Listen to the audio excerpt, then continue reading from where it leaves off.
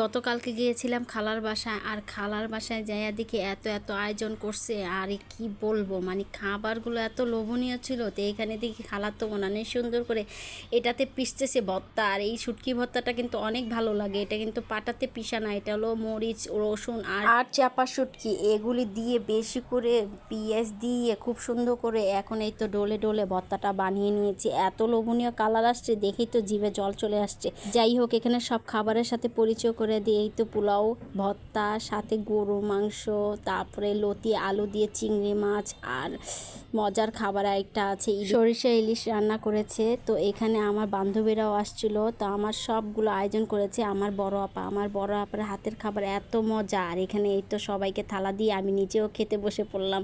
আর এই তো চলে আসছে কথা বলতে বলতে ইলিশটা গরম করতে দিয়েছিল। সরষা ইলিশের কালারটা দেখুন, মাশাআল্লাহ অনেক সুন্দর। আমার বান্ধবী তো দেখেই লোভ সামলাতে পারতেছে না, বলতেছে আমার অনেক ক্ষুধা লাগছে, আমার আগে দিয়ে নে। আমি দে, তোরে আগে আমিই দিই।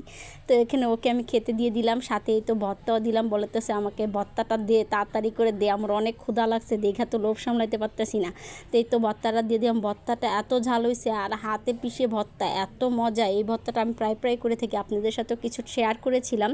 যাই হোক, আমারও ক্ষুধা লেগে গেছে, আমিও কটা ভাত নিয়ে নিয়েছি। আর সাথে তো ভর্তা না হলে তো হয়ই না। আমাদের পরিবারে কিন্তু সবসময় কেউ দাওয়াত দিলে ভর্তার আইটেমটা বেশি করে, কিন্তু আজকে ভর্তার আইটেমটা খুবই কম। তাই আজকে ভর্তার আইটেমটা কম দেখি একটা ভর্তা দিয়ে আজকে খেয়ে নিচ্ছি। এখানে বান্ধবীরাও দেখি খাইতে বসে পড়ছে, তাড়াতাড়ি করে খাইতেছে ওরা জলদি জলদি করে। আর আমার লত্তির তরকারিটা স্কিপ হয়ে গেছে। আর এই তো লত্তির তরকারির যে মজা ছিল, সাথে চিংড়ি মাছ দিয়ে লতি আলু দিয়ে রান্না করেছে, এত মজা হয়েছে। তো আমার বড় আপা আমাকে পোলাও দিয়ে দিয়েছে, বলছে আর দরকার নেই, এগুলি খেয়ে নিই।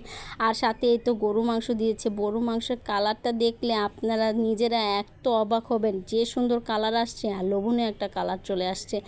এত ঝাল হয়েছে, আর গরু মাংসটা আসলে অনেকটা মজা হয়েছে। এত তৃপ্তি সহকারে খেয়েছি, কি বলবো, মানে বলার ভাষা নেই। আমি খালি খাচ্ছি আর খাচ্ছি, খাচ্ছি আর খাচ্ছি। লাস্টে খেতে খেতে এত পেট বড় হয়ে গেছে, কি বলবো আর।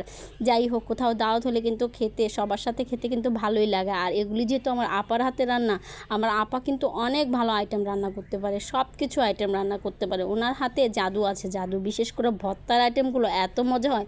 আমার হাজব্যান্ড তো সবসময় ওনার ভর্তার আইটেমই পছন্দ করে। যাই হোক, এই গরু মাংস দিয়ে খেতে খেতে ভাবলাম যে পোলাও দিয়ে একটু শুটকি বাগার দিয়ে খাই, মানে শুটকির ভর্তা দিয়ে খাই।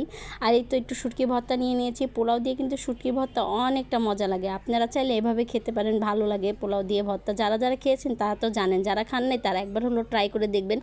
এত লোভনীয়, আমার যে খেতে ইচ্ছে করতেছে আবার। যাই হোক, লাস্ট মাসে একটু সরিষা ইলিশ নিয়ে নিলাম, কারণ ইলিশ মাছ নিব না, আমার অ্যালার্জির অনেকটা সমস্যা দিচ্ছে, তাই ইলিশ মাছ খাবো না। তাই সরিষার একটু ঝোল নিয়ে নিয়েছি। আর এত মজা হয়েছে সরিষার ঝোলটা, এটা দিয়েই মনে আমি সব ভাতটা খেয়ে নিয়েছি। এত ফুল করে ভাত খেয়েছি, দেখুন লাস্টে আমার প্লেটটাই খালি হয়ে গেছে।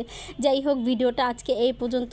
সবার কেমন লাগলো অবশ্যই জানাবেন, ভালো লাগলে শেয়ার করে দিবেন। ধন্যবাদ, আসসালামু আলাইকুম।